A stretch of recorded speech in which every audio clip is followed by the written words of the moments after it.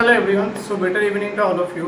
তোরা জিজ্ঞেস করছে দাদা আমি এই রাউন্ডে পার্টিসিপেট করলাম, আমি ফার্স্ট রাউন্ডে পার্টিসিপেট করলাম, আমি আপগ্রেড করে সেকেন্ড রাউন্ডে গেলাম, তাহলে কি আমার কি যে সিটটা আছে ফার্স্ট রাউন্ডে যেটা আমি পেয়েছিলাম আপগ্রেড করেছি ঠিক আছে, এবার আপগ্রেডে করার পর যদি আমি কোনো সিট না পাই তাহলে কি আমার ফার্স্ট রাউন্ডের সিটটা ব্যাকআপে থাকবে?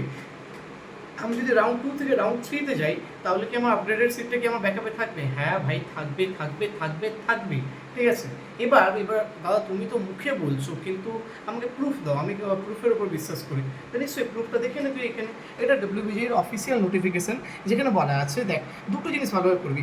If a candidate receives an upgraded allotment, মানে ধরে নে ফার্স্ট রাউন্ড থেকে সেকেন্ড রাউন্ডে গেলি বা সেকেন্ড রাউন্ড থেকে থার্ড রাউন্ডে গেলি, এই দুটো স্টেপে তুই যদি আপগ্রেড করার পর যদি একটা সিট পেয়ে যাচ্ছিস, ঠিক আছে, মানে আপগ্রেডেড সিট, মানে যেই ধরনের 4 নম্বর সিটটা তুই ফার্স্ট রাউন্ডে পেলি, এবার তুই আপগ্রেডেশনের জন্য যাচ্ছিস, তার মানে 4 নম্বরের উপরের কোনো একটা সিট 1, 2, 3-এর মধ্যে যদি পেয়ে যাচ্ছিস, তার মানে যে 4 নম্বর সিটটা ছিল ওটা তোর ক্যান্সেল হয়ে যাবে, কারণ তুই তো আপগ্রেডেড সিট পাচ্ছিস না। আপগ্রেডেড সিট পাওয়া মানে কি, তুই তো আরও বেটার সিট পাচ্ছিস, তো তোর আগের সিটটা নিয়ে কোনো কাজ নেই, ওটা ক্যান্সেল হয়ে যাবে। আর দেখ, আর যদি না পাস, এখানে লেখা আছে যদি নো আপগ্রেডেশন অকার্স, মানে ধরে নে 4 নম্বর সিটটা থেকে বেটার আপগ্রেডেশন হয়নি, তাহলে দেখ কি আছে লেখা, the candidate shall continue to written the previously accepted allotment subject to compliance with the applicable counselling rules. তার মানে তুই আগের যেটা আছে সেটাকে নিতে পারবি, মানে আগের যে সিট ছিল সেটাকে আবার চলে আসবে তোর কাছে যদি কোনো আপগ্রেডেশন না হয়।